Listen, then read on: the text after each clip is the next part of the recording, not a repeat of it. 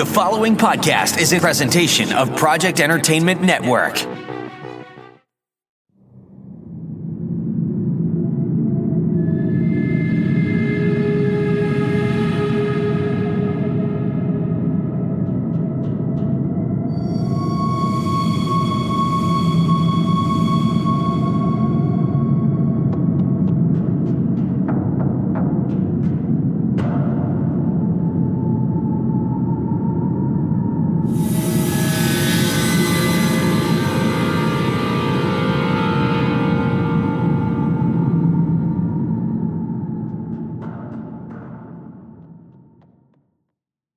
Welcome to Staring into the Abyss. I'm your host, Richard Gerlach.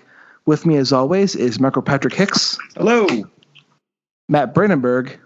What is up, creeps? And a very special guest, Curtis M. Lawson, author of Those Who Go Forth into the Empty Place of Gods. Curtis Lawson, welcome.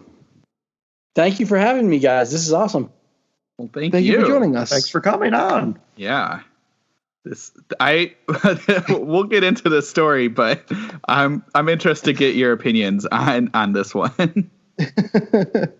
So this week's story is the case of Charles Dexter Ward by H.P. Lovecraft, which technically is our second H.P. Lovecraft story, but our first episode focusing wholly on Lovecraft. So it took us this long to get to a standalone Lovecraft story. Yeah. Yeah, and 30-some episodes in the can. That's not too bad. That's true. I mean, I think it's good. It was yeah. It's a lot of horror. Yeah. There's a lot to cover. Yes, there is. Yeah, not really a small genre. There's a few titles, a few people doing things. Yeah. just a tad bit. Well, before we get into the story, we'd like to give a recommendation of media that we've consumed in the last week. So I'll go first, like usual. Shocker. Shocker, right? So I try to make the most of my HBO Max subscription since I sign up for subscription services and never use them. I feel like a lot of people do that. Oh, yeah. And it took me like 2 months to cancel Quibi because I forgot the Quibi free trial ran out and I just want to watch 911. I don't even know what that is. They're still around? They're still around. Aren't they doing like drive-in stuff now?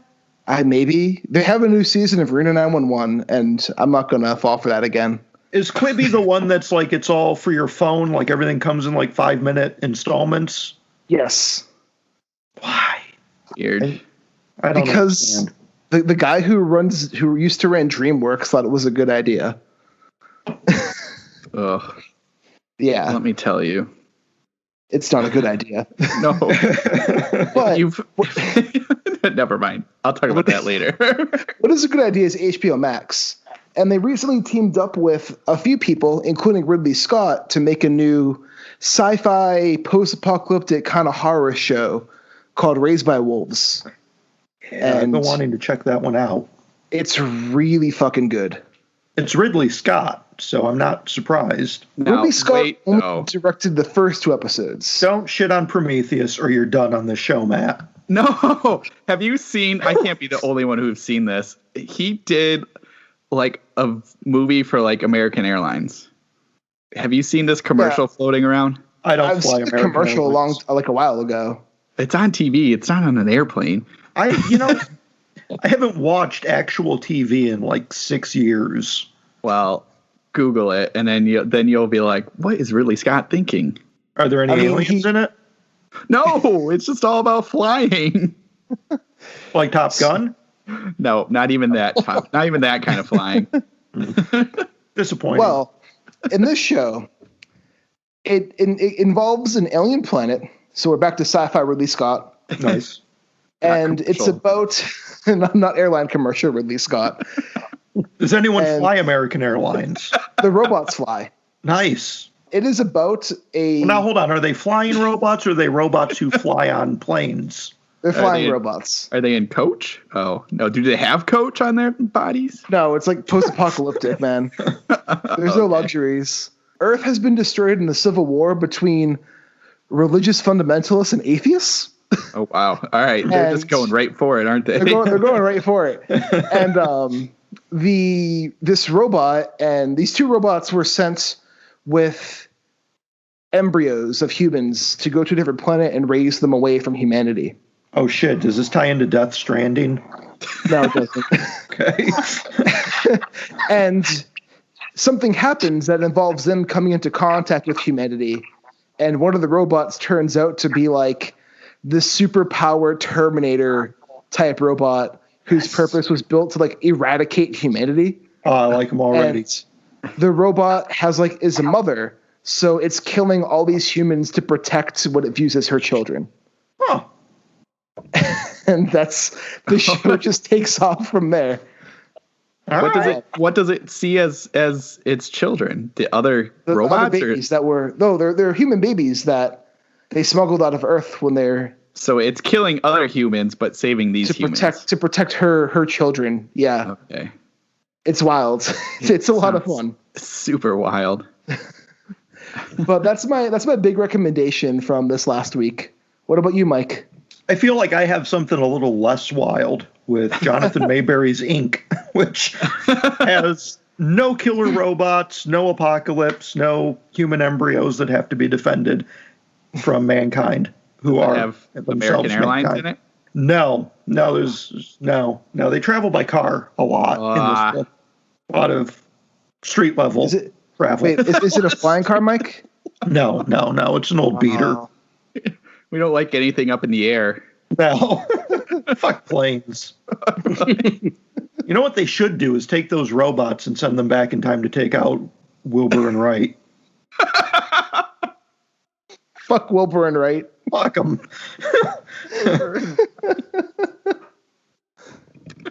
So how was Inc.? So Inc. was pretty good. It's a sequel to Glimpse, which came out a few years ago and introduced a very heavily tattooed bounty hunter named Monk and his tattoo artist Patty Cakes, which is just a really fun name. It's a nickname, obviously, because we would hope better. Yeah, I mean, if somebody actually named their kid Patty Cakes, I think we would deserve annihilation by robot.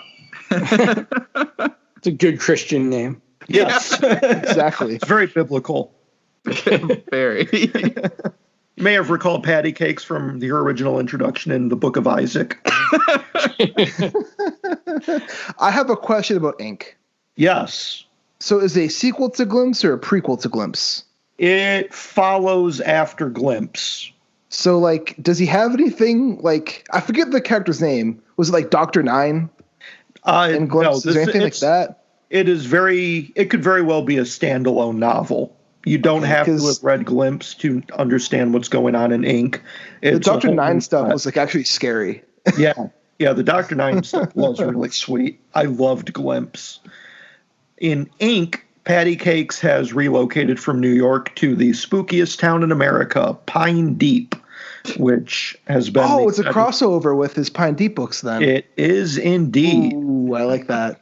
So we get some returning characters from the Pine Deep books who do not have the best ideas about Monk and what happens with him, because in Pine Deep there is lurking a deranged madman who feeds off of people's pain, and the best way to find their most painful memories is to absorb their tattoos and relive their worst memories, sucking the past out of these people's minds. So wait. Back up. So only people with tattoos have painful memories? No. And he comes across people who don't have any painful memories. Their tattoos weren't representative of something painful in their past, so he's very disappointed in those memories. Okay. Like, those are just sucky memories. He can't jerk off to those shitty memories because they're too happy. Does he avoid people that have no tattoos? Does he look at them and say ugh, go away? Yeah, basically he can't interact really with non-tattooed individuals. Well, what's his deal with tattoos? Because the theory, but is he racist against people without tattoos? I don't think you can be racist against people without tattoos, because there isn't a societal hierarchy. You know, people with tattoos aren't in charge of the world who can discriminate on hiring non-tattooed people. It's like, never mind. I'm not even going to go into that one. I mean, look, it's not like Maberry is Lovecraft, okay? I had to. Come on. So no, the theory is that the people with tattoos, his targets are the ones that he prefers are those whose tattoos commemorate some kind of painful past. Okay. So like somebody who has the death of their child symbolically tattooed, that would be the one that he would gravitate toward and absorb that tattoo and the memories that go with it and give him his high. It just seems like such a small subset. Yeah, I mean, it's how he's able to stay hidden for so long. Good point. That makes sense. Yeah. I mean, he's been doing this for decades, and the people who lose these memories, who have lost a formative part of themselves, like one girl, he takes her semicolon tattoo, so she loses all of her memories of overcoming her fight against depression and her suicidal tendencies. And without memory of those wins in her column, she reverts back to being suicidal and kills herself. So does the tattoo stay? No. Oh. No, the tattoo and its memories completely evaporate. Okay. Well, that answers that question. Yeah.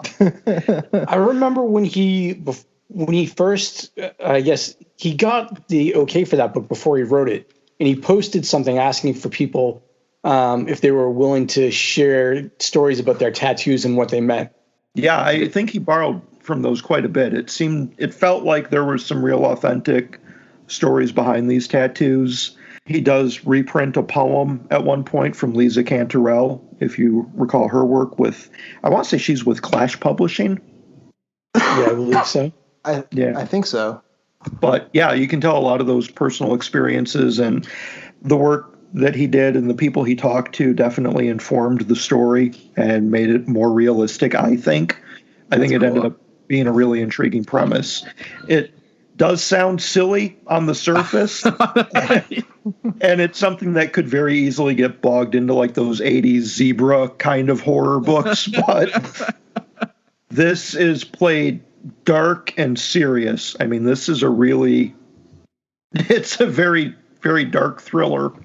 It gets into some pretty nasty areas, but it's a really good read. So that's my recommendation for the week is Ink. Awesome. I like when Maberry goes dark with it too, so Yeah, this one that'll definitely be one does. to look out for. Yeah, it's a far cry from the Joe Ledger books where it's just straight up action. This is more small town horror, but it really gets into the dark corners of Pine Deep. Sweet. So Matt, what about you? Well, talking about small town horror, I finally finished up Todd Kiesling's Devil's Creek.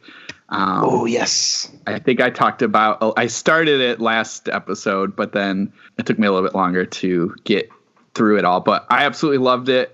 I mean, we've talked about it before. It's so good. I actually was reminded a lot of like all the best bits of different Stephen King books. You know, like I definitely felt a little bit of it in there. I mean, not only just the small town stuff, but just this like lurking evil that the town sort of like pretends isn't there, and just some of the ties to the past and to the present. Also a little bit of The Stand, just like, you know, obviously that apocalyptic kind of thing going. I mean, it's definitely his own beast. So, you know, it felt it had that kind of feeling with this group of brothers and sisters that have to kind of get pulled together from different areas into this town. I love the way he just how like smooth it went, and even all the little like journals and everything. I think all the it was Imogen or Jeannie, her look into it all was a really nice added flavor kind of to the story and gave you a little bit more of what's happening. And actually, it's funny, I finished it up this morning, and you know, we're going to be talking about the Charles Dexter Ward story, and I could not quite see parallels, but there's definitely similar concepts of this thing happening sort of behind the scenes, and we're just getting glimpses of it, and we're kind of seeing it through the siblings' eyes. So I very little, but I could at least kind of see something where I was like, oh, it's kind of neat. And then obviously he's got like the weird tentacle things, and when you're in that other kind of realm, that's always kind of H.P. Lovecraft style. So no, that I'm glad I finished it, loved it. I know I'm a little bit behind the 8-ball. Everyone else has apparently read this except for me, so I'm glad I kind of better late than never. Right. Yeah. So that's my big one. I do have one other little one, but we'll move the stick around to other people. Sure thing. Curtis, what about you? I finished Blackwood Estates, which is the new one from William Holloway. It's a novella, and it was originally supposed to come out from Gehenna and Hinnom before they kind of disappeared, and it got picked up by Journalstone. It's a very cool book. The premise is really about a writer, and at first I was like, oh no, another book by a writer about a writer kind of thing.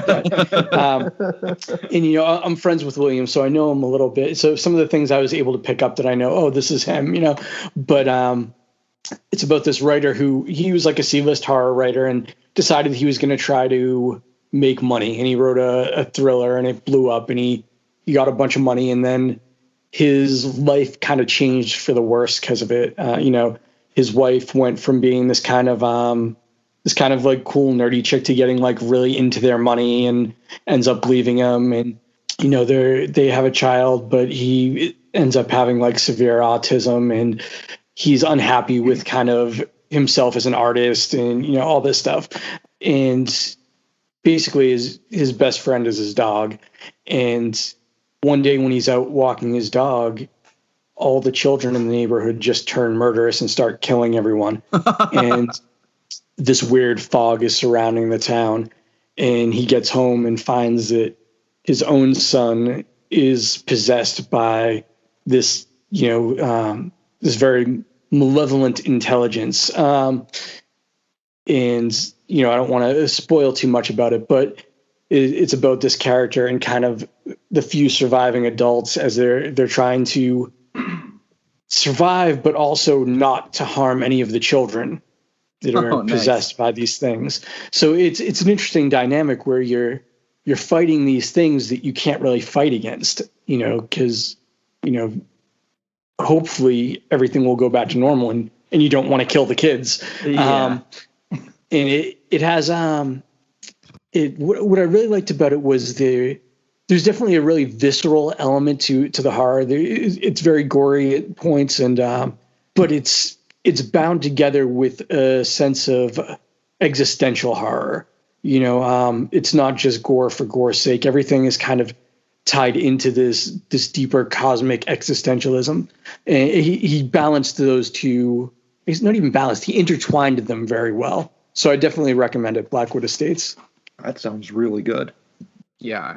I'm going on to Journalstone right now. All right. I actually just interviewed William on my own podcast, and we talked about the book a lot. So nice. That's awesome. Oh, that sounds really cool. Well, yeah, I have. Sorry, I was gonna say I like that the concept of the kids. Kind of see. Obviously with Devil's Creek, there's kid stuff in that too. But I'm kind of liking the creepiness, and I like the concept of like trying to not hurt them. That definitely puts a challenge in kind of keeping them away. Mm-hmm. Yeah, it's more absolutely. tension, definitely. So that sounds awesome. I'm very intrigued by that one. My last one, real quick, is a movie I rented on Amazon called Spree. Have you guys heard of this one? Is it about spree killers?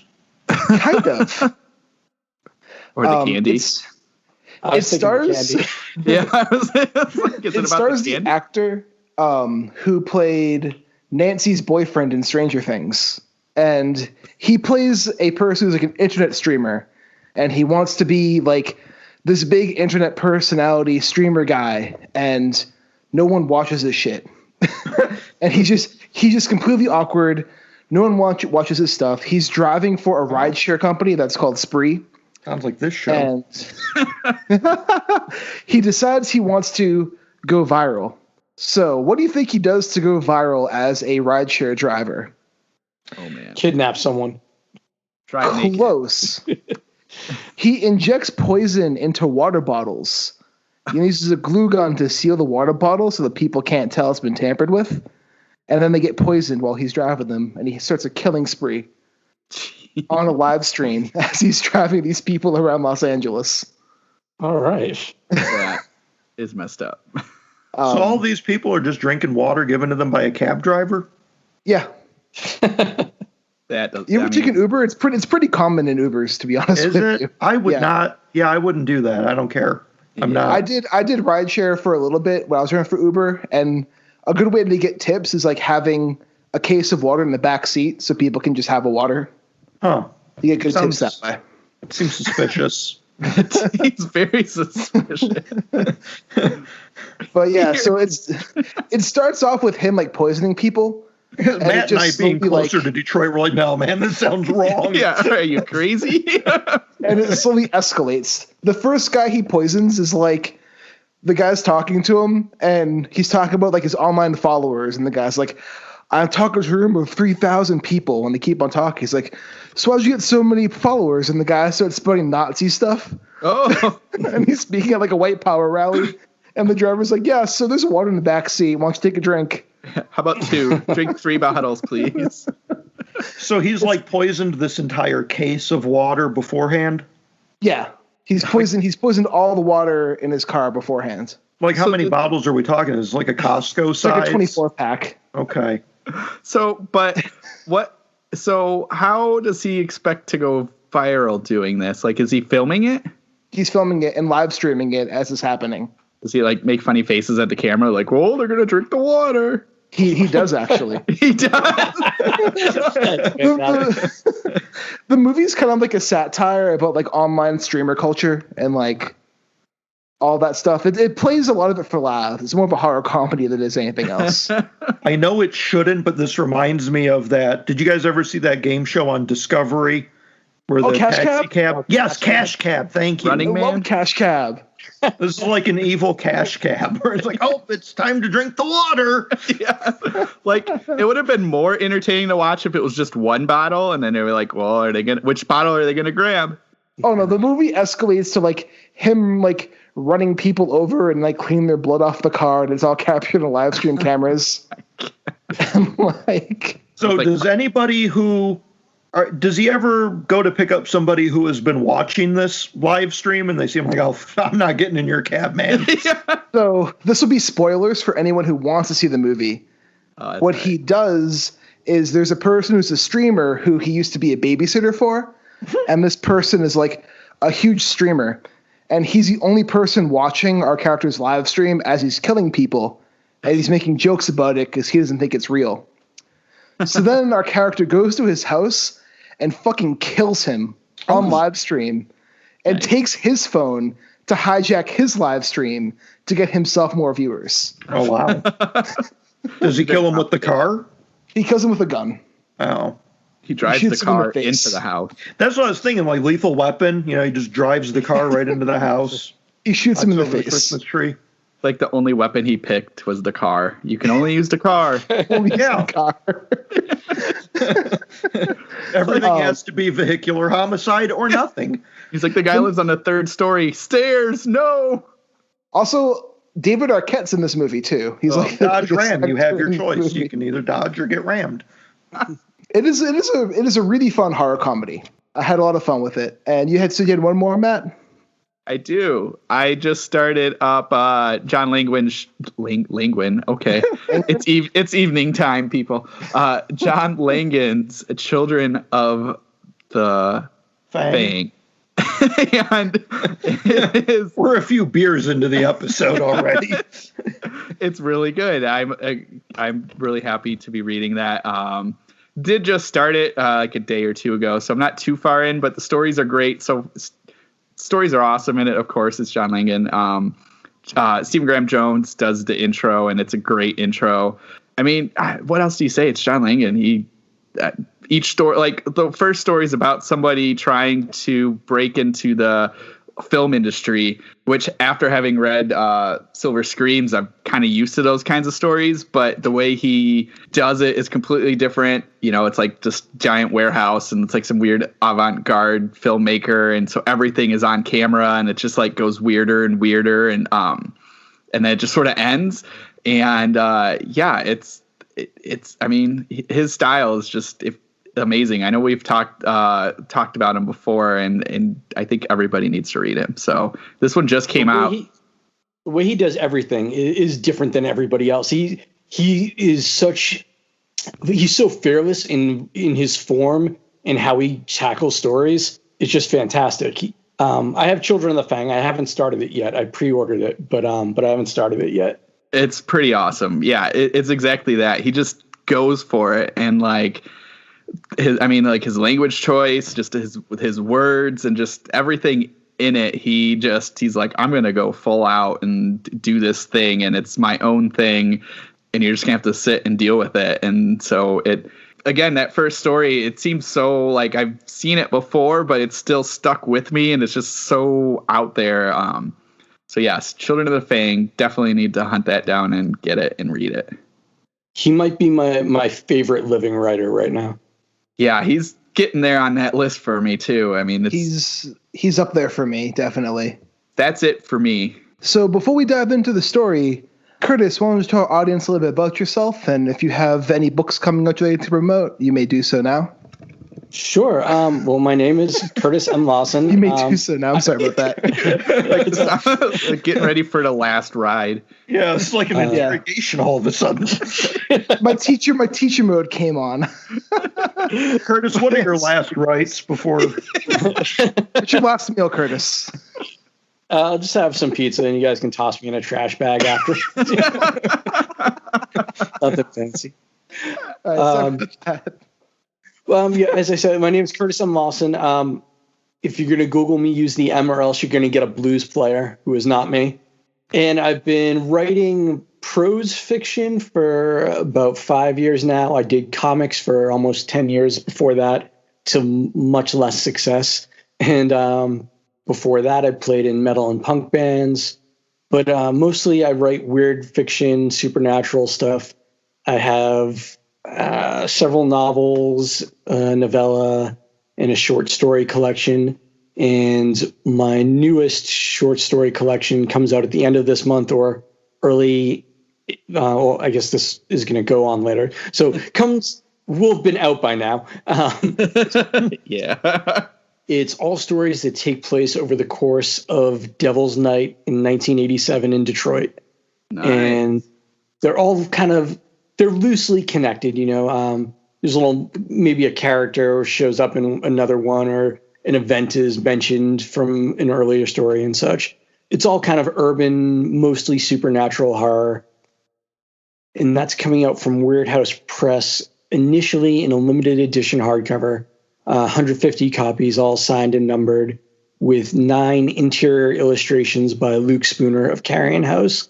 And it'll have a faux leather black binding with red foil stamping and a red book ribbon, and then a full wrap cover for the dust jacket. It's going to be pretty classy.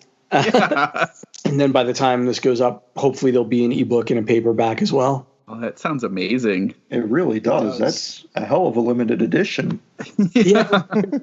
I mentioned before we started recording, Joe Morey runs Weird House, and he was the founder of Dark Regions Press. So, I mean, he's been putting out really nice books for like 30 years. He has a lot of experience with it. And the guy just has he's not just a talent for it, he has a real passion for nice hardcovers.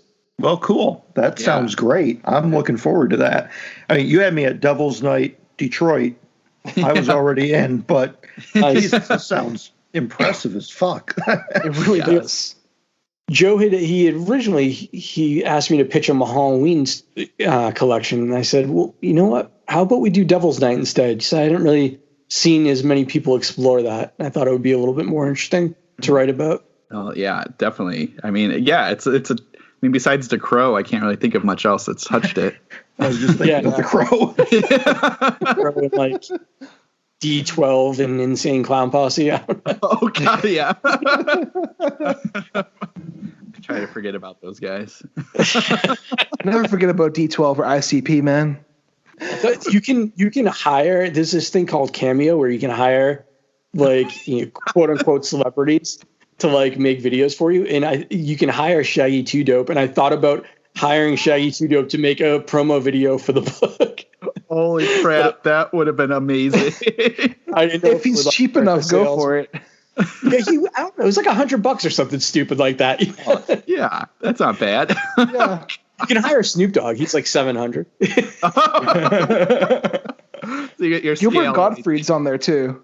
Do you guys know the band Necrogoblicon? Yes, I know Necrogoblicon. You can hire John Goblicon on there. Their mascot guy. That's amazing.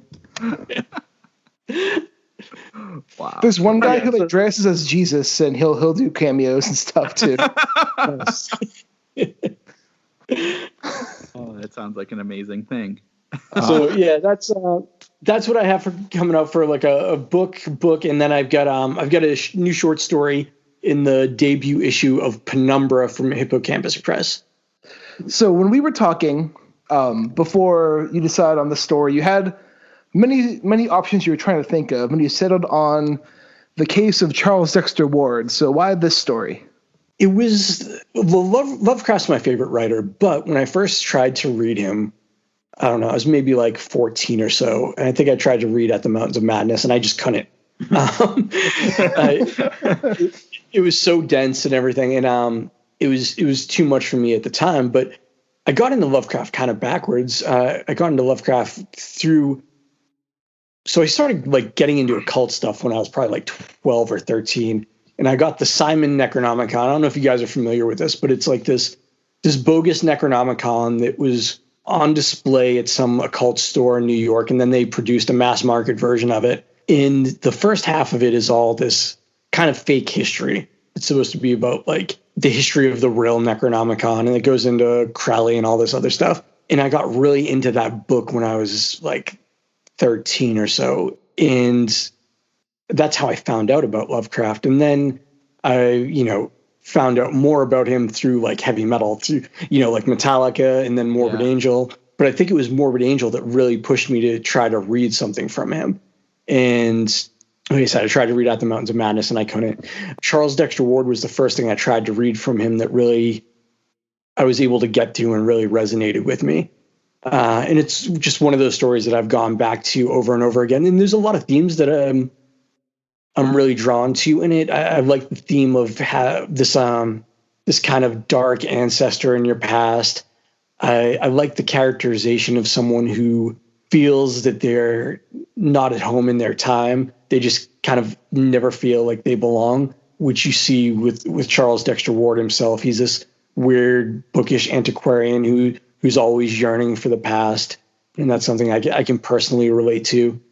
I think more than a lot of other Lovecraft stories, it's accessible in different ways because it touches upon kind of more, I guess, I don't want to say basic, but, kind of traditional hard tropes of black magic and necromancy and ghoulish stuff, as opposed to this kind of straight out cosmic horror existentialism, which I love that stuff. But I think that this is a bit more accessible for people who maybe think that Lovecraft is too dense for them or too intellectual. It's not really the right word, but I was thinking that too as I was reading it, because and I feel like we might have talked about this in the other podcasts that we've done, kind of his stuff or stuff related to his, is kind of taking it at the time that it was published, and that was the one thing that kept like coming back while I was reading it, is that because now it's like we've seen, I mean, we haven't seen, but there's so many wide range of horror stories. So we've kind of seen everything from the real life to the more cosmic, but like you look back at this one back in 1930 something, that when it published, and you could see that like him playing with that concept of like, it's all the black magic, and it's kind of like this weird, you don't know what's happening kind of thing. And you can see where that kind of fear and that horror would play for that audience at the time of like, oh man, like this kid, he's not really a kid, but like this kid's delving into like this really dark stuff. And then you go even back further in time and you got like witchcraft, and you get this like stranger that's living in this town that's digging up bodies and everything. It definitely kind of plays more, I don't want to say real life, but yeah, it doesn't play in the cosmic realm as much as in this like other kind of just like the spookiness of your neighbors and what happens in your town. And I wonder how much, like, I feel like there's a lot of stuff that a modern reader, anybody who's read any amount of horror or watched any amount of horror, they're going to be able to pick up what's going to happen. You know, it's going to be predictable in a lot of ways to a modern reader. But back then, I can imagine you wouldn't have had a clue what was going on from the beginning. Yeah. You know, and there were some other books before that touched upon some of these subjects, and he talks about them in his supernatural horror and literature, which is like his treatise on weird fiction. He talks about some of the stuff that he probably drew inspiration from, but still, I think this was one of the first that touched upon these in this kind of way, and upon, it's kind of a broad amount of kind of black magic topics too, you know? Yeah, definitely. I mean, you could even just like, because they have bits of the spells and everything in there, and I'm sure back then they were just like, holy crap, I'm reading a real spell kind of thing. So yeah. Don't read this one out loud. Yeah, exactly. Don't read the dragon or the tail, the dragon's head or the dragon's tail parts. And I think too, at that time, that was so Salem didn't always, I lived in Salem, and Salem didn't always promote the like witchcraft tourism shit. For a long time, they tried to hide it. And, you know, a lot of that stuff actually happened in Danvers, which is a town over. And it wasn't until like the sea trade and everything kind of dried up here, somebody was like, you know, the economy was drying up, and somebody was like, hey, didn't we do a bunch of bad shit to old ladies like 100 years ago? So like maybe we can make like a tour around that. So I think this was probably around the time when Salem was really trying to promote themselves as a tourist town. So that idea of like Salem witchcraft was at kind of a renaissance when this was written. Yeah, I can really see that. One thing I thought was interesting, I mean, and we'll get more into this and explain what's happening, but what is interesting is looking at the times too of like, we're almost 100 years since this story like is based, you know, because like it's based around what 20 or 1920s-esque. And so it's kind of weird to think about like when they're looking at like when Charles Dexter Ward is looking back at his ancestors, which was maybe 150 years. So it's just this kind of weird look at the timing of like how different even just that time was, like from the 1920s to the late 1600s. And kind of looking at where that is even from now, and just kind of, I mean, we've kind of, Mike and I were joking about this in our messages back and forth earlier, where like he spends a lot of time in this story discussing like the town of Providence, and yes, but you know, that part's a little hard to kind of like, it's a little much. Yeah, push your way through. You're like, what is all this? But even just kind of like thinking about that's like capturing such a time. I have no idea. I've never been to Providence, so I don't know how accurate it was or is. It's wildly accurate. Is it? It's really accurate. So that is something that's really like this thing that I've seen. I think New York might have this thing going where they're trying to get all the filming of all the stuff that's been filmed in New York, so they can kind of have that history. And this is that. I mean, this is it for Providence. It's like a chunk of time in Providence, and it's telling you where everything is. And I think that's interesting looking at it 100 years on, which is kind of crazy to think about too, that the story was written over 100 years ago, or maybe at 100 years ago, and just kind of, if I recall right, this was written in 1920, I think.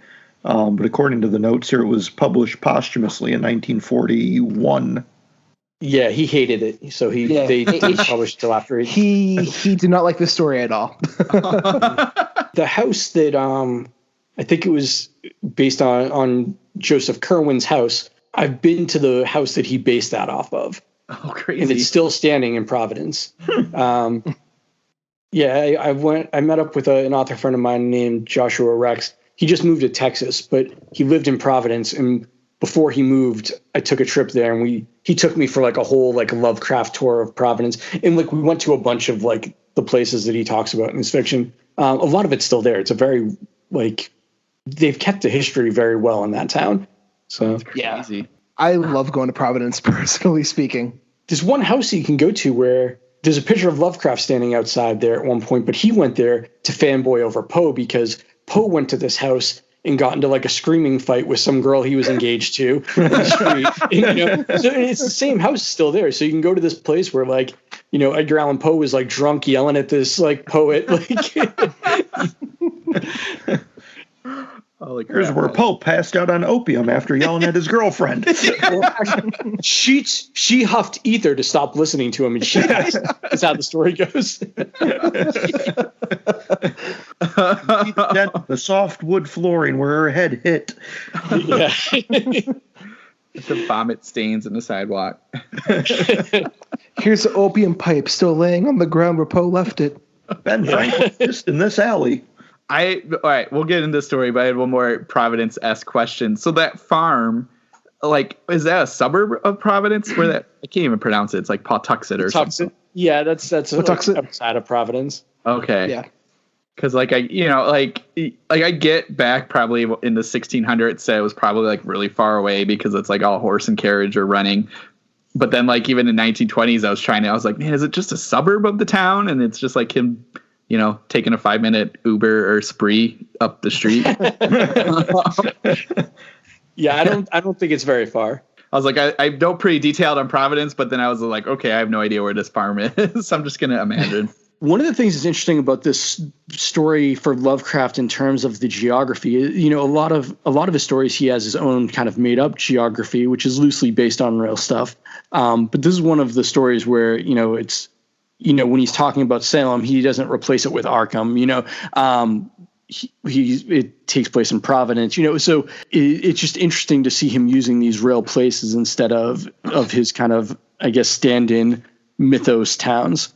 So yeah, Charles Dexter Ward, he's this, like, I don't know, he loves architecture. He loves, he's a very eccentric person. Yes. He loves antiques. He speaks out of the time, though not as much until later, which we'll get into, but he, discovers that he has an ancestor that practiced evil stuff, and then we go into details about this ancestor, James Kerwin. The interesting thing throughout all of this is we get more at the end, but like through all the James Kerwin stuff, we don't actually see what happened. We get secondhand and or third-hand accounts of all of this stuff, which I think is actually a really interesting way to do this. And that's pretty common for Lovecraft too. Like he often would do like second-hand or third-hand accounts of something. Yeah, and it's like crazy. It's like the camera's not in the action. The camera is like behind off in the corner somewhere, and people are talking to the camera. So it's very a neat way to do it. Let your imagination definitely play with like this strange stuff. Basically, James Kerwin is doing all these things, and then like the town thinks he's like a witch because like he's been in this town for like 100 years and he hasn't aged at one bit. Though he pretends he has like a son that comes in, but it's basically him. And so the town kind of attacks him at this farm, and you get all these, again, third-hand accounts of like there was fire and there was lights in the sky and there was weird creatures crawling and the dogs were crying and all this stuff, and then nobody can talk about it. And then it jumps back to now to Charles Ward, and he's starting to dig deeper and deeper, and then his doctor is trying to figure out what's happening to Charles Ward and his sudden obsession with people and hiding up in the attic and at this farm. And it goes from there. We'll discuss more as we go. You can tell us more now. Well, one of the things I was going to say, but where you mentioned the structure, how it's all done in these second and third hand accounts. And, we've said that, Lovecraft is he did this sort of thing. It's always been interesting to me that we associate so much imagery with Lovecraft between like tentacles and, like dark skies and things rising up from the ocean. But he very rarely had anything on camera, so to speak. Yeah. It's definitely just like you get hints that he's been like, that this Kerwin guy has been like making things, and like you've been hearing weird voices and people are weird smoke coming out of his building. Which all plays kind of again to like kind of what we were talking about earlier, this like thinking back to 1920s, 1940s when this came out. It's just enough spookiness to unsettle people of like, oh man, what were these lights and what was that mysterious cloud and these strange laughs that were maybe cries that were maybe like screams. It's like these weird noises, and like just the way it definitely gives you more of just like, you got to imagine this big battle, because I mean they had like 30 townspeople all coming in, and he's very detailed on like, well, we're gonna have 10 men here and we're gonna have 10 men over by the water in case he sneaks out, and then we're gonna whistle 3 times to come and everyone attack. It was really this big military operation that went into the raid of this farm. When I was rereading it, because I don't think I had really ever thought about that part of it too much before when I was younger, but I thought that kind of the siege was very well thought out. It reminded me of like a thriller kind of thing where, you're like a SEAL Team 6 kind of deal. It was very thorough in how they planned out on raiding Kerwin's farm. Yeah. It was very detailed, and like it's also interesting to think about. I keep saying 16. I think it's 1700s because it's like right before the Revolution. So yeah, it's in the 1700s. Yeah. So like which is a very interesting time to kind of look like at America, because it's before we have our revolution. So like the redcoats are there, and there's all this like just very interesting time to kind of pick as like your center stage to focus on. But yeah, especially with like the angst too, like the colonists are already getting kind of like pissed at Britain, and you see that because it's a sea town. So there's all this interference with the sea trade from the British. So there's definitely some cool like historical, I guess, struggle in the background. Yeah, I thought that was really neat. Like they're talking about the different taxes and like things being held up. And somehow Kerwin is able to kind of like surpass, well, because he owns basically half the sea town. He owns everything. So he can get a lot of shipments in. And that's like his kind of his in to the rest of the town, because he keeps trying to play nice. And so his thing is like, well, I pay for all these people and I try to be nice and invite them to dinner and go out and see all of them. But like all the sailors slowly start missing and disappearing. And people are like, what's going on here? So what if I've looked 30 for 100 years and people disappear on my property? I built that bridge with my money. I just have good genes. That's all. Yeah, I mean, look, everybody spends an inordinate amount of time at the graveyard. Yeah, right.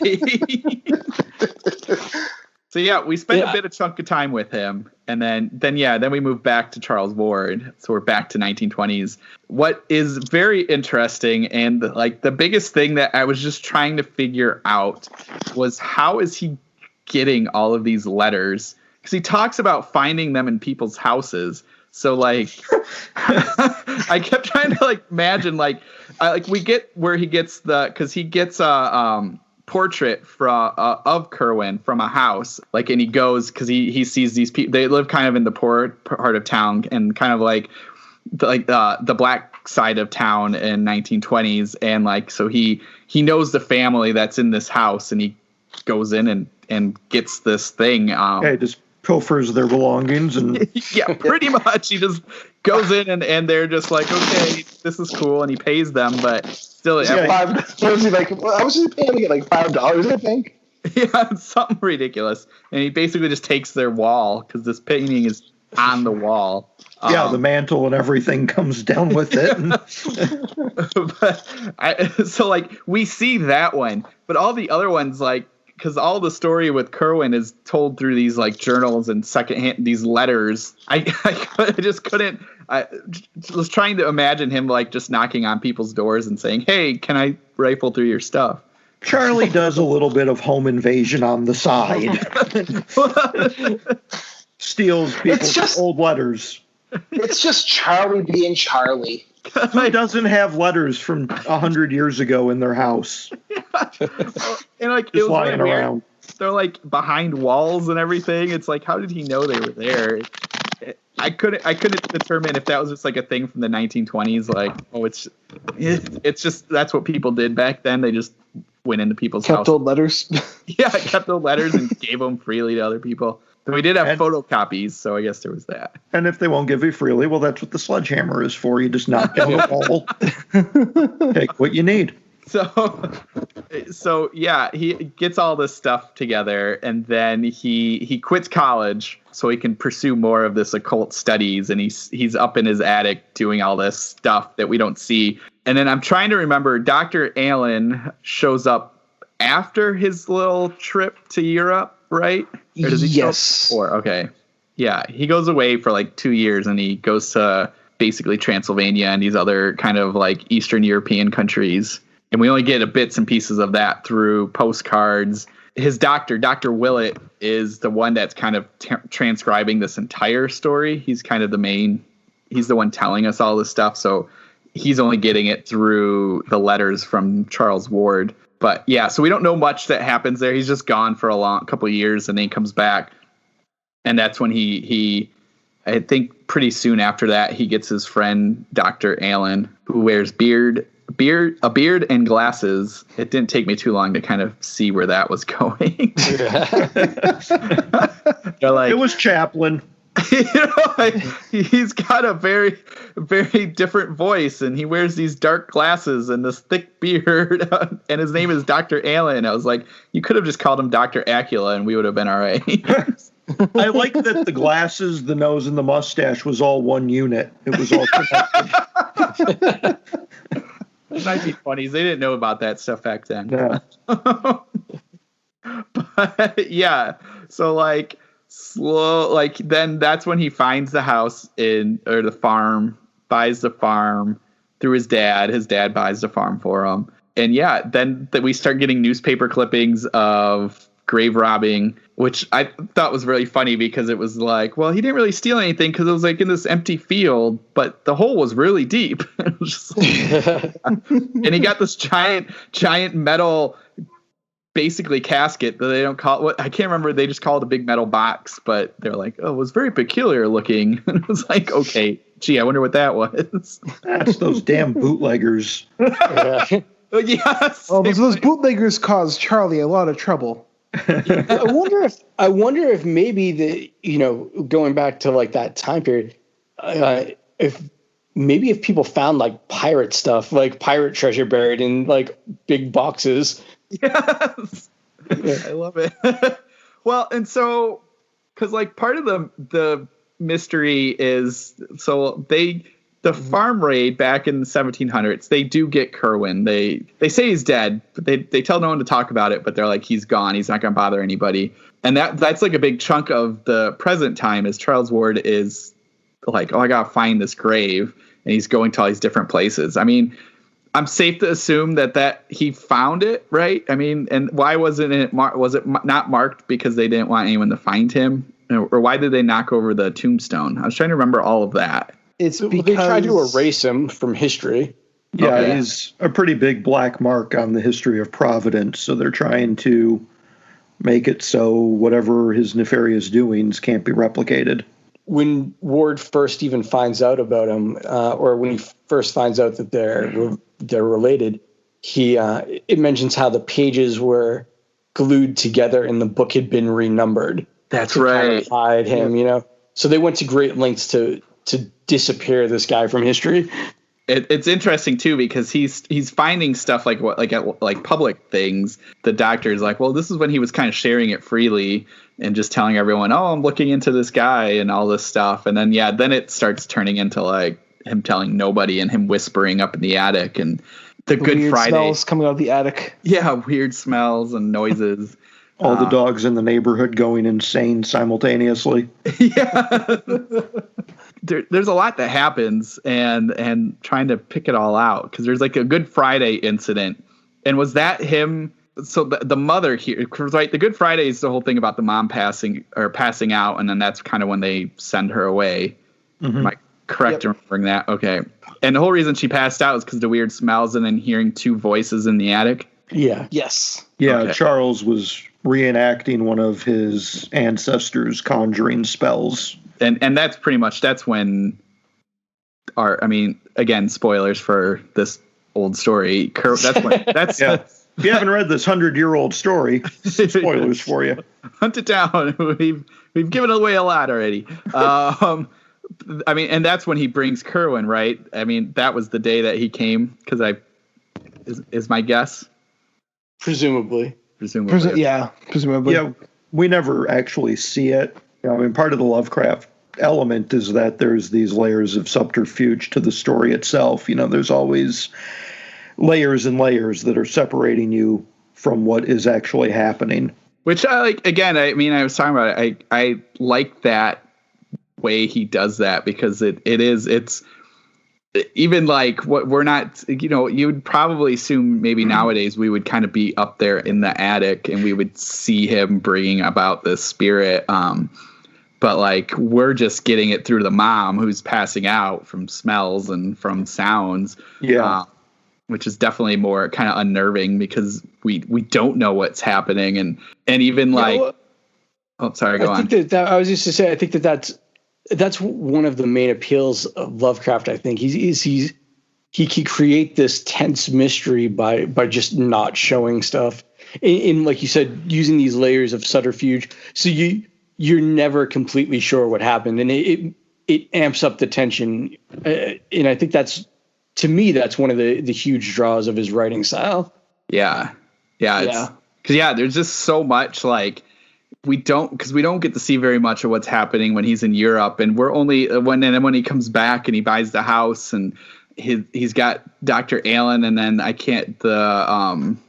whoever his other kind of servant guy is, who I can't remember what was his name. The Portuguese guy? Yes, and like his.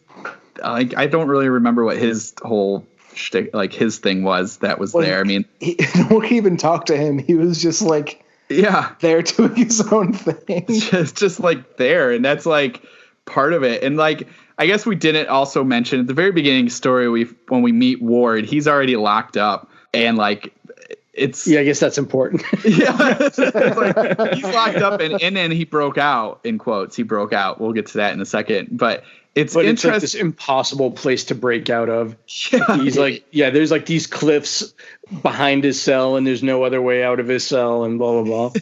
Yeah. He just did like a Tom Cruise Mission Impossible kind of escape. Pulled the Houdini. Just even talking about that beginning is like, there's a lot that's thrown at you right away that you're just like, what is happening? I had to read it like a couple of times. And like, again, I kind of had to just accept that's kind of was his style, is to give you a whole bunch, but you don't actually you don't understand fully what's happening, but like, you just have to trust that he's going to give it to you, because it's like, he's talking in this ancient language that nobody talks. And like, he's acting really weird, and he's this weird, his skin is different, and like, you're getting all this stuff, and you're like, what the hell's happening?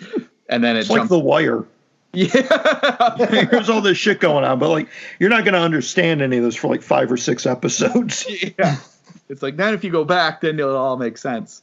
But yeah, so anyway, that's kind of like, then to jump back to where we were talking, is like, you're getting like starting to see putting the pieces together, because that's when the doctor now is with Charles' father, and they keep trying to figure out what's going on. They keep going back and forth to his house, and his voice has changed, and the way he's speaking is very different. And they're just like, oh, this is really weird. And they're getting letters from him, and it's like this weird cramped style. And again, kind of just talking about the era, because like he's kind of telegraphing, H.P. Lovecraft is kind of telegraphing like what's going on, where you're like, oh, the doctor read this one note from the 1700s from Dr. Kerwin, or from James Kerwin, and his cramped handwriting. And then, he's getting this letter from Charles Ward, and the lettering is so I just remember where this lettering's from, and it speaks in this weird language, and it's just like, okay. Like, I get where this is going. But it's still fun because, like, you're going through it, and, like, this is where the part that I was thinking that lines up a bit with Devil's Creek is after a whole bunch of random stuff happens, the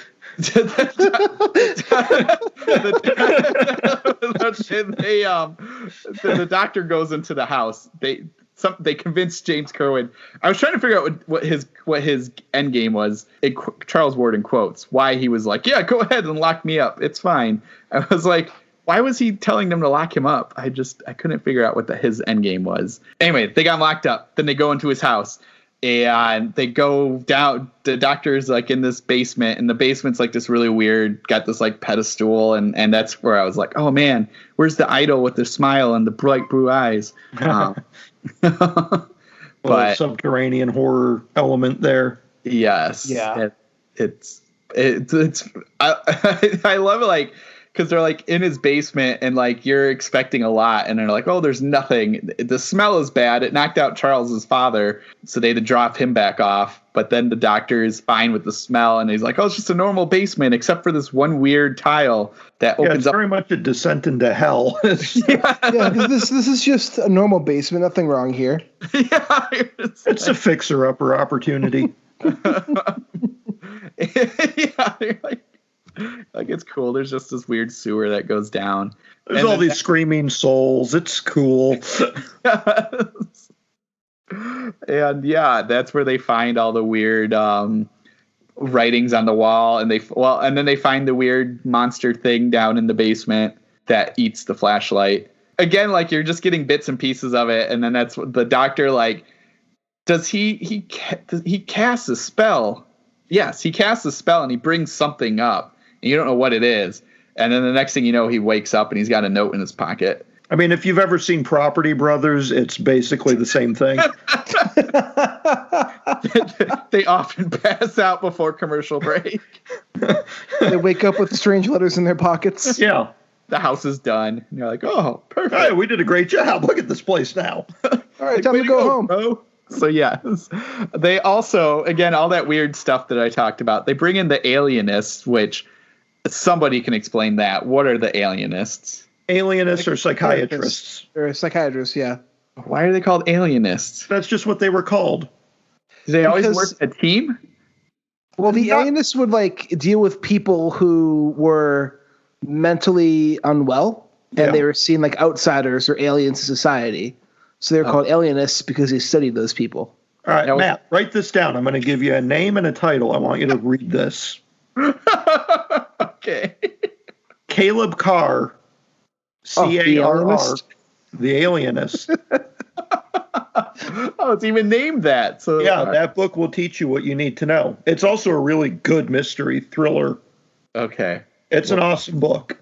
All right, I'll put it. It's pretty good. My giant TBR. Thank you. Yeah, it's basically like a 1800s CSI kind of deal. Okay. With a serial killer. Yeah. Wow. It's really good. I haven't seen the TV show, but the book is fantastic. Wait, isn't Orlando Bloom in the TV show? No. I have no idea. Yes. I just said I never saw it. He is. I haven't seen TV in like 6 years. I thought I went over this too. Yeah, but maybe Do you listen to anything I say? What are we doing again? Who am I? Why am I here? We're supposed to be talking about H.P. Lovecraft, but now we're talking about Caleb Carr. So, in my mind, when I saw the He wrote like 2 books over 20 years, so come on. H.P. catch up. Lovecraft did? Caleb Carr. Okay. Lovecraft. Who? I assumed that the alienists were some Lovecraft thing, so I was just like, all right, well, these are just some like weird people that they're like the X-Files people, and they come in and they're like, oh, because like they deny everything. They're like, no, there's no supernatural stuff. He's perfectly normal. He's just speaking funny. That's like some weird thing that people do. So I was like, no, that's just what they called psychiatrists back then. all right, well, they It's just an seemed like archaic term nowadays. they were of no help. No, because they're looking for rational reasons to explain why this guy has weird skin and talks like somebody from 150 years ago and has weird handwriting. And looks older than he's supposed to be. They're your Scullys of the story. They want to believe. But they can't. There has to be a plausible explanation. That makes more sense than what I was thinking. So that's good. So they they're of no help, but they also, which is so funny, like, is this, so you got this mysterious cloud that knocked out the doctor, and then the doctor and the father, they decide to hire some detectives to figure out where this Dr. Allen is, because they know he's up to no good, because we're getting letters from these two, from, what is it, Dracula? They're getting a letter from a vampire, and he, right? He's a vampire. Mr. Allen. No, the other guy's the guy in Transylvania. Wasn't that Mr. Allen? No, that was somebody different. Is it Mr. Allen or Dr. Allen? I don't know. I just like it was Dr. Allen. I thought it was Dr. Allen too, because I kept looking for it to say something, but it just said Drallen. The regional thing. You remember the shoe store, Mr. Allen? Yes, actually, no. I do. That's probably just a Michigan thing. Yes. Mr. Allen. So anyway, Ward went to 2 Eastern European places, and Dr. Allen is getting letters, but they're not to Dr. Allen anymore.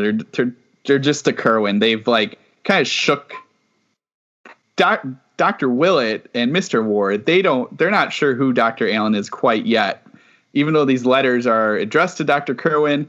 But then in the letter itself, they just call him J. Kerwin, and so you're kind of getting an idea of who it is.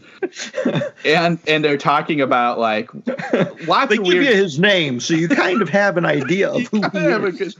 a good idea of what's happening. But who could this J be? I wonder. Jeremy Kerwin? No. Jonathan Kerwin? No. Jeremiah, that's it. Jebediah Kerwin. We'll pass that part. They're distraught. They're dealing with this crazy kid, and they're hiring detectives, and they got the X-Files on them. All this stuff happening, and these letters are crazy because they're written in a, like, again, 1700s language, and they're talking about killing the boy because the boy knows too much, and then they're talking about salts and calling up whatever you call up, have to be able to take down. Yog Sothoth. Yes. Now, is that like part of the mythology, or is that just? Yes, that is one of Lovecraft's elder gods. Is that the guy in the Victor LaValle story? That was a Shoggoth. Right, but who was the other guy? Yeah, I think he was Yog Sothoth. That's what I thought too. Was he? The bad one. Yeah. Okay. Anyway, I saw that name and I was like, oh man, I feel like this is a mythology name. Yeah, it's mythos. So the doctor and Mr. Ward, they do have a little suspicion that something's up with Dr. Allen, and that's why they hire detectives. Detectives show up and they say, we found glasses and a beard. We talked to a bunch of people and they said his beard clearly looked fake, and he talked in funny language. And then I love this. This is such a great scene. I wish this was a movie just for the scene of, I think it's the dad takes a picture of of Charles Ward and draws a beard on it and glasses and says, take these back to those people and see if it's the same person. Like, that scene is priceless. It's like in those movies where they have like a picture of Bruce Wayne and then they just draw the cowl onto the newspaper photo.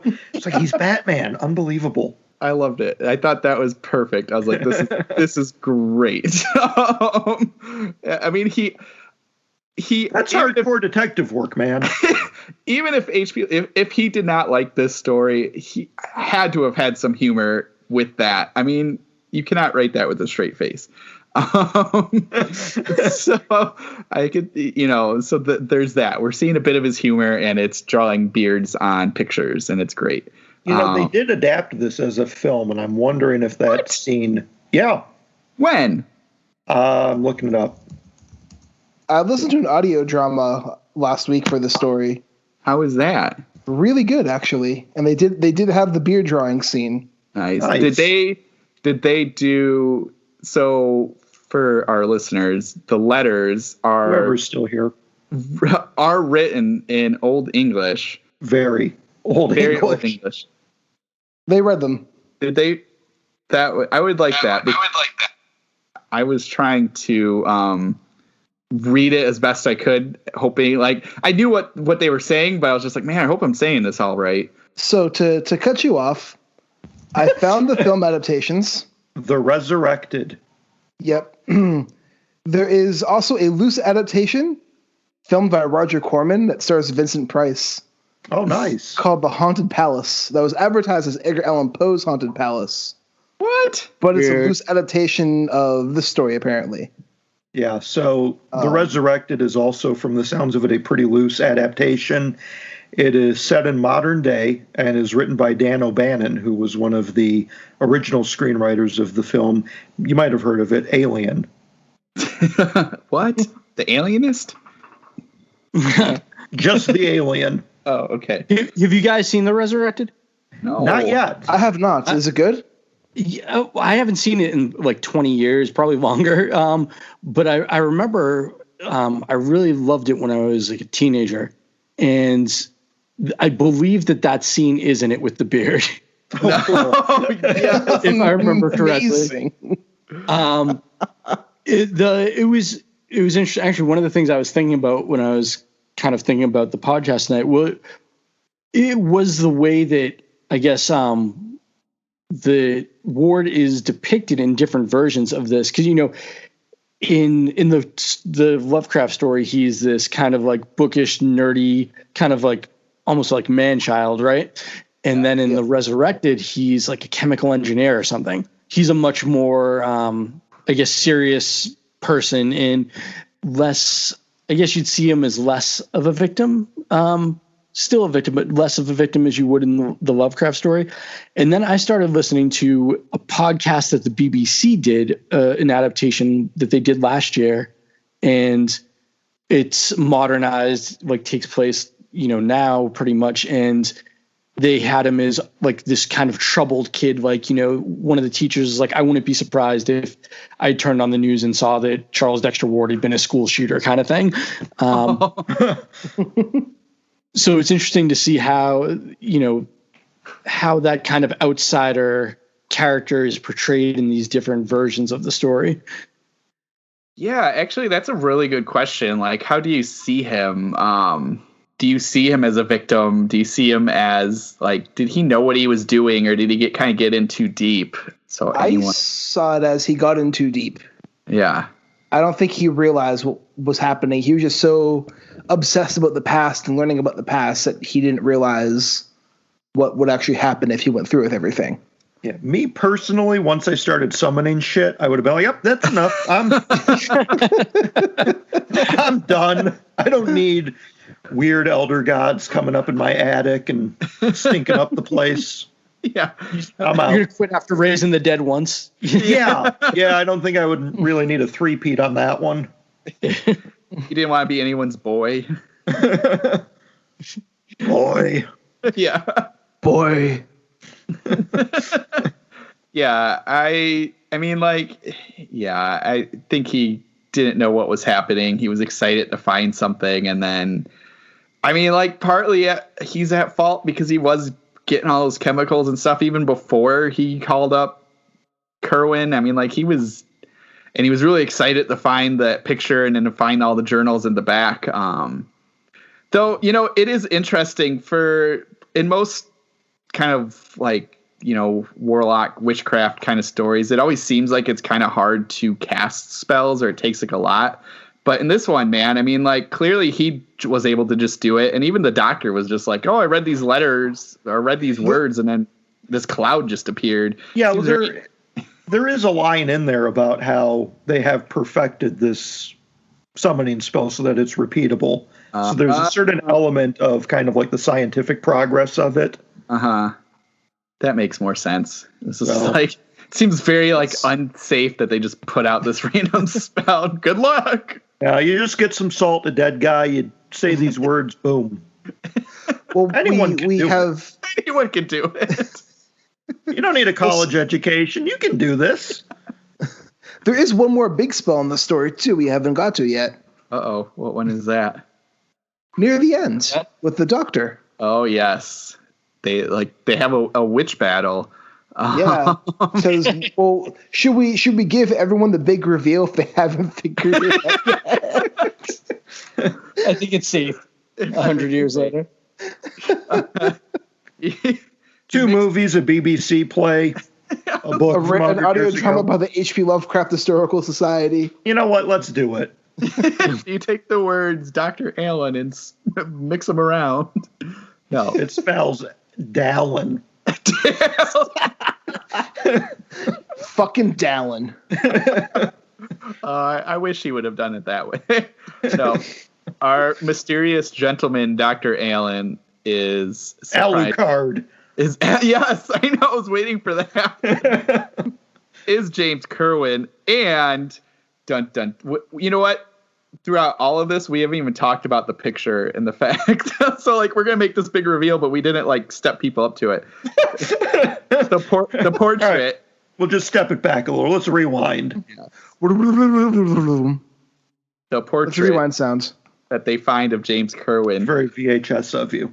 looks suspiciously like Charles Ward, except for one little scar above the right eyebrow. And then we step forward a bit when, after Dr. Allen mysteriously disappears, our Charles Ward has a very similar scar and talks in a much deeper voice and speaks Cramped handwriting and speaks English, old and everyone English. just thinks he's crazy. Yes. And Like, oh, that Charlie. all this he's stuff just- about the past. Yeah, he was so obsessed with it that he just did it. And our Mulder and Scully said that that's some sort of weird thing that people do sometimes. It's the Mulder and Scully, they were watching the house, right? And then he just left. And they're Yeah. whatever. They're it's cool. He's gone. So, after we totally bungled the big reveal, is that James Kerwin has switched places with Charles Ward. They In case you didn't see that coming from page 2 of the book. Right. Oh man, he does a very good job of it, of kind of taking you into this, but again, it's that 2020 sensibility of we've seen this kind of thing before, and just the name Dr. Allen seems very mysterious, especially because he very highlights the beard and glasses. This is kind of like Freaky Friday with the undead. Yes. Freaky Friday with more corpse resurrection. Yes. And we see a bit of it in the letters too. They're talking about oh, the crazy Transylvanian town is figured out, they think something weird's happening, and it's not like the old days when they just didn't care and you could pay off a mayor. We used to just be able to impale people, but now Now No. I damn gotta progressives. put a toothpick in and own a bar and pay for a volleyball team. Sorry, that was What We Do in the Shadows reference. That's my favorite episode of that show. Yes. So yes, after they figure it all out, the doctor's like, man, I'm ready for this. I'm going to go up and talk to Charles Ward. Don't do anything. Just think I'm normal. As he writes this letter to the dad, and he's like, here's this whole step. I'm going to do something, and you can't really do anything. A year from now, you're going to bury your buddy. You're gonna bury a year from now, you're going to bury your son. Yeah, he's very It's an ominous instruction, a year from now. He's Put that on your iCalendar. You're not going to want to forget this. yeah. He's like, it will be his true bones, but a year from now. So he comes strolling up, and then that's when he reveals. He's like, I know who you are. I've read the letters and all this stuff. And then then they have a bit of a wizard battle. That lasts for one sentence. Yeah, I know. It was kind of anticlimactic for me. It is. They're Kerwin is doing all these hand motions, and then the doctor's like, well, you forgot about the tail, and then he says his part, and then he turns into a pile of dust. Yeah, he reverses the resurrection spell, essentially. Yeah, and He's like, "What's up now?" So yeah, the Dr. Willett's like, "I never forget about tail, yo," and vanishes. You know what would have made the story interesting? Oh God! If the doctor snorted the dust.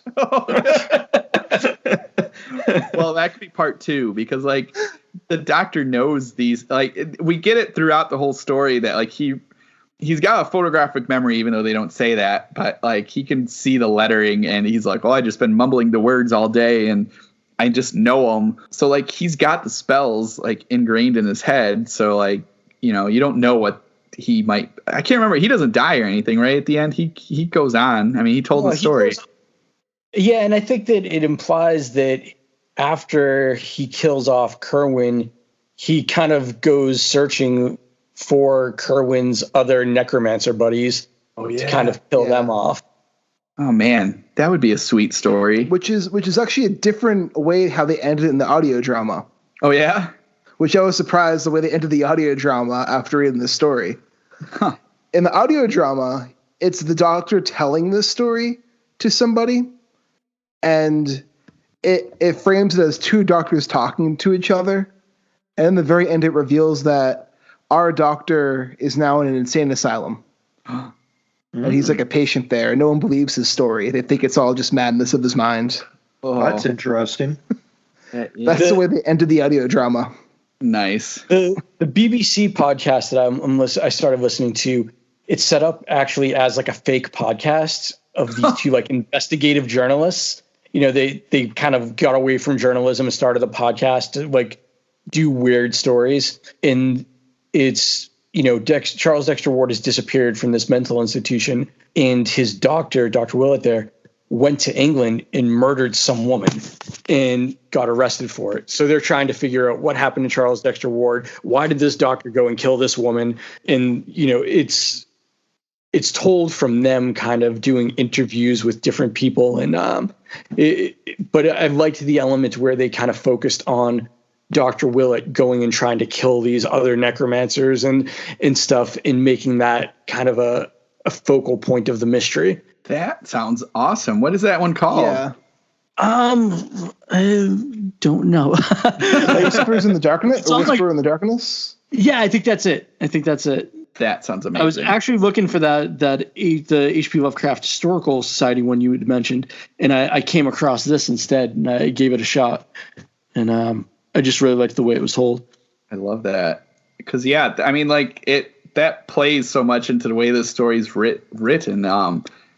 Yeah, that's a really neat idea. I have to listen to that one now.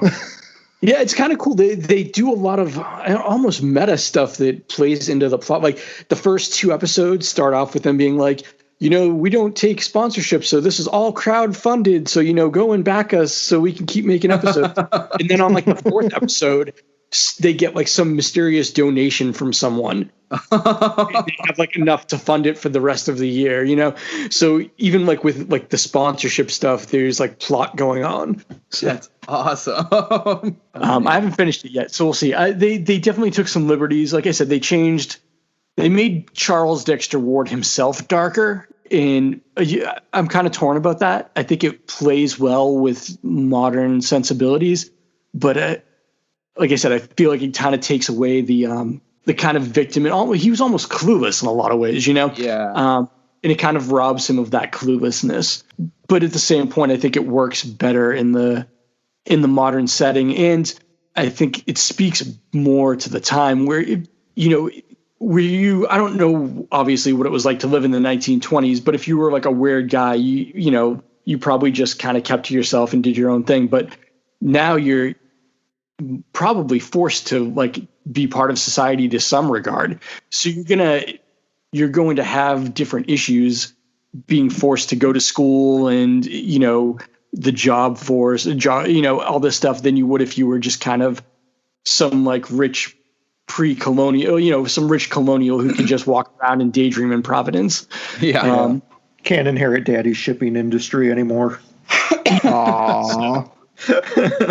It'd probably make you a little bit meaner, Yeah, probably. Now we have to work for a living and complain on Twitter. Yes. It's much easier in 1920, or so I've heard. Right. In some ways, yes. Tuberculosis or Yeah. polio. Go blind drinking a bad batch of moonshine. They talked about him like going down to the docks and how creepy the docks are. He probably got like the clap or something like that.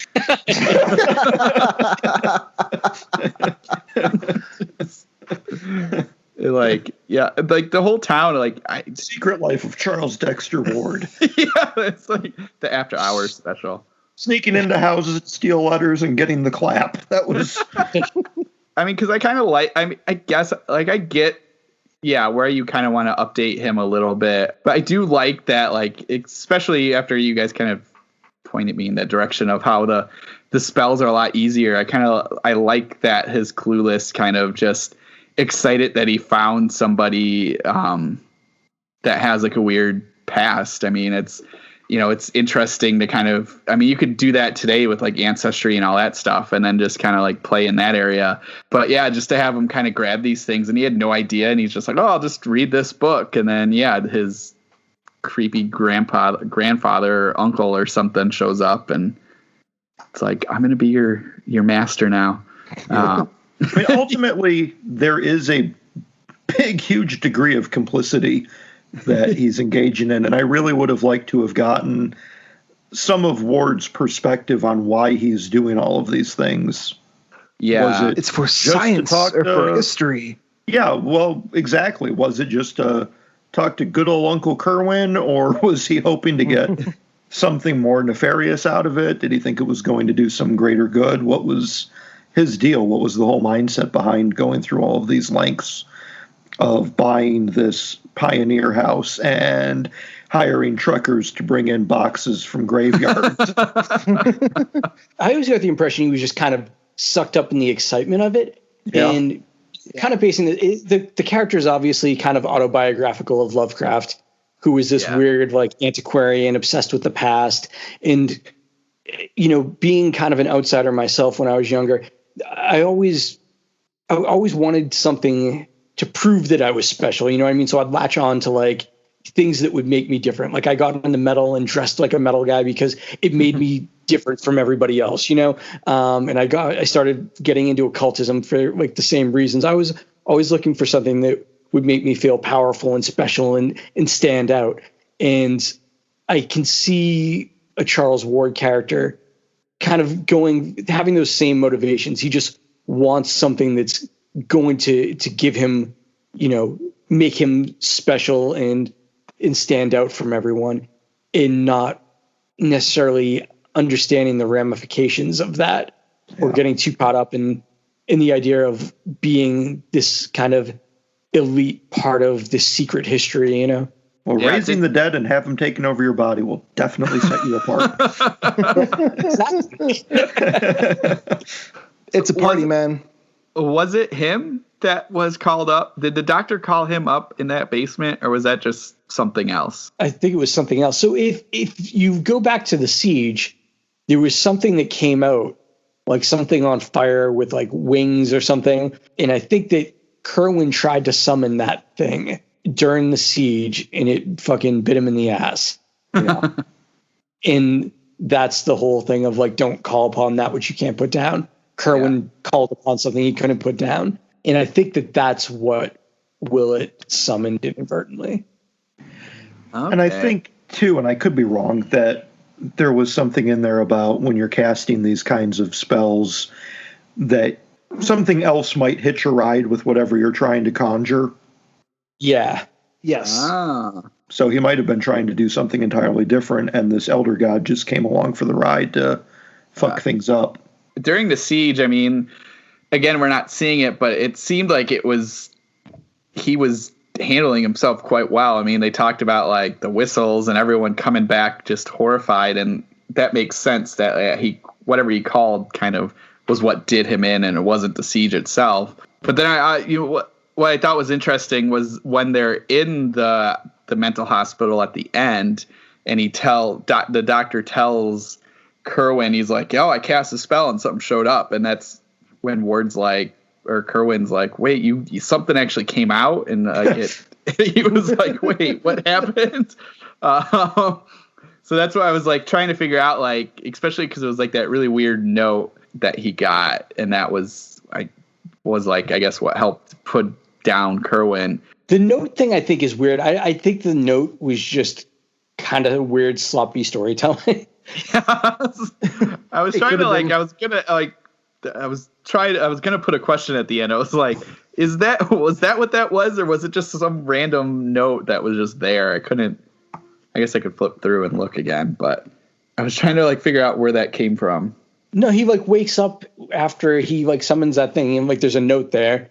It's just weird to me that like this like otherworldly entity is like, oh, hold on, well, you passed out. Let me leave you some instructions. Let me help you out. And that's why I thought it might have been Ward. Like, yeah, maybe it, perhaps it was Ward, maybe some combination thereof. Yeah, it was the good demon that he got up that time. it was just a lucky roll of the dice. Yes. And like they fixed the basement, so they couldn't find the way back down to that creepy cellar. Although with the creature and yes, yeah, I thought that was really funny because Ward was like, "Oh, you're so worried about those hungry creatures down there. It's such a silly thing." And I was like, "What is they've been going down on? there hundreds of years. Yeah, they don't need to eat. Just flashlights. It's cool. Fuck them." Feed them garbage. They love it. In the Resurrected, they actually there's some pretty cool practical effects for those creatures in the Resurrected. Oh, nice. Yeah, I gotta see that. Like I kept thinking about that as I was reading it. I'm like, have somebody made a movie of this? Because I could think it would be a really cool. Like they could do something really neat with this now. Yeah. I was thinking it would be really good if. Shit, what the hell's his name? Why do I always forget everybody's names? The guy that did the Nick Cage movie. Oh, yeah. Oh, Richard Stanley? Yes. I'd like to see him adapt. He wants to do a trilogy. Yeah. He wants to do Lovecraft films, so that would be cool if he did one. This is one. Yeah, this would be a good capper to that. I think he's one of the better people to direct a Lovecraft adaptation. Absolutely. Yeah. Like, The Color to Space was, like, bonkers fun. Yeah. Oh, it was so good. It so many notes for me. Like, it hit the like Lovecraftian cosmic horror thing. It hit like this kind of 80s nostalgia. There was the Nick Cage over the topness. You had some great practical effects. Great body horror. Yeah. It definitely checked like all my boxes. I think he'd do a good job. There's not a lot of modern horror films with alpacas. That's true. They're the animal of the future, Michael. That's right. Goddamn right it is. What alpacas? It's funny because my wife has been like joking for years for us to get alpacas. And it's like the animal of the future. Now I'm hoping there's like a whole alpaca universe, cinematic universe. Let's do it. The interweave into these Lovecraft films. Lovecraft and alpacas go together. And Napoleon Dynamite, was that an alpaca? Oh, God. Yes. Yeah, there it is. You got your universe. No, we don't. But I will say, like, this story, even though Lovecraft hated it, I do think it's a really fun story. Yeah. Oh, I do too. And I think that despite him hating it, I think it really formed a foundation for a lot of what he did afterwards. It really shows how important New England was to him, how much like the local geography was to his writing and his world building, even if he overdid it a little bit with page upon page of all the streets in Providence. But I think that was kind of practice for him building his own New England and mirroring what he saw in real life. And there's, it's the first mention of Yog-Sothoth. So there's just a lot of things that he would draw from in this and build upon later. So I think it was important in his development. And honestly, I think it's a fun story. I think it's And I think it's more accessible than a lot of his other stuff, which I said earlier. And maybe that's one of the things he didn't like about it, because he didn't like accessible stuff, Yeah. One of the things I was reading about this story, one of the things he said, he felt it was too self-indulgent. Yeah, and I can see that, because it's very autobiographical in the terms of Ward. It's self-indulgent with provenance. I know one of you guys said you liked going to Providence and stuff, but I don't know if you've ever done like the kind of Lovecraft loop of his like haunts and stuff. But I've done the Lovecraft loop. It's pretty. It's awesome, but it's small. Like it's like his life took place over, most of it was in Providence, and it took place over the course of a very small area. Yeah. So I could see why he would think it was self-indulgent with his kind of, going into like these real life places that he was obsessed with, and his autobiographical title character, and just kind of the stuff he would nerd out about, But I think that also that's something that any writer is going to kind of get self-conscious about, I think, is getting too self-indulgent with things. I found myself questioning whether I've gotten too self-indulgent, and I'm sure that's something everybody does. Yeah. Almost definitely. And one thing I think this story also, we mentioned it earlier, but I think a lot of people don't mention how Lovecraft can be pretty funny. And I think this story definitely has his sense of humor in it. It does. Yes. Like we like Reanimator. Like he wrote Reanimator for like a comedy magazine. Yeah. When that was being serialized. That was another one he hated. He only wrote it for money. He hated that one too. But Reanimator is a cool story. It is. Yeah, and both of them show his just like absurd humor for like a lot of it too. Yeah. Yep. There's some story about him going into, I forget what church it is. There's some big like old church in Providence, this like really important church. There's some story about him like rushing in there and playing "We Have No Bananas" on the organ or something like that. So you see all these pictures of him being like really stern, and then there's all the stuff about his racism and everything. So you think he's like always this like super like grim, serious guy, but he definitely had a sense of humor to him. Yes, it's clear in this one. There's some humor in it, and yeah, I think you're right. It is accessible because it isn't dealing so like. I haven't read a ton of his stuff. I have just like this one short collection of his Waking Up Screaming that came out probably about 20 years ago. And it doesn't deal much with like his broader kind of mythos, like his Cthulhu stuff. But like I can see that because you're kind of, like after reading this or even before reading this, I was like, there is a little bit of that, like, well, there's so much that you hear about his kind of broader, his kind of universe. And you're like, man, I don't know, where do I even begin in that? Or am I going to read something and it's going to be, there's just a lot. It's hard to kind of jump in if you're not sure where to begin. But this one, it is, because it doesn't really deal with much of that. I mean, we talk about the Yog Sith God, but he doesn't play a big role in this. And it's just this kind of wacky story. And so like, yeah, you can just jump in and it's long. It's kind of like a longer one. I mean, not terribly long. I'd forgotten how long it was. I'm like, man, this is like 51,000 words. I don't remember it being this long. Yeah. And I looked at the back of this book. I was like, holy crap, this is like half this, maybe not half the book, but I'm like, it's like 150 pages.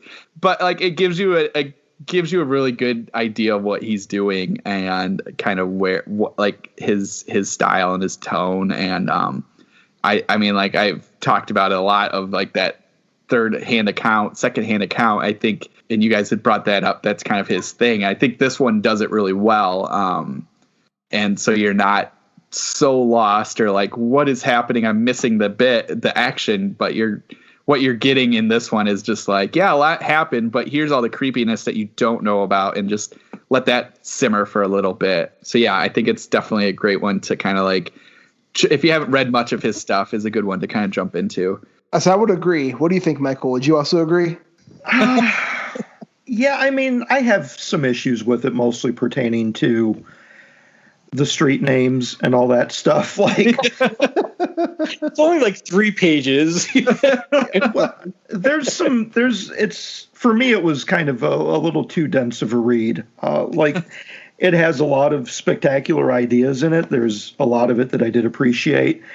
But I think if I were editing it, there were a few segments that I definitely would have cut out regarding the roadmap of all of Providence and the genealogy of Kerwin and his wife that I don't think really had any much relevance.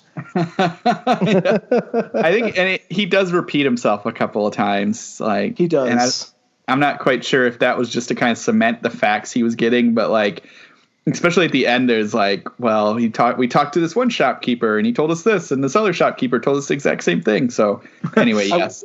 He repeats himself too because at the time most of his work was serialized. Like the longer stuff would have been serialized in magazines. Yeah. So I wonder if it was kind of a practicality thing. Yeah, that's kind of how they did the recaps. Yeah, exactly. That makes a ton of sense. Yeah, I can believe that. But anyway, sorry, Mike. You can continue. Oh, no, that was it. I mean, if you can kind of like, all right. So personally, I am more of a fan of contemporary fiction. It's a bit of a hurdle for me to go back to read stuff 100 years ago, and Lovecraft style in particular.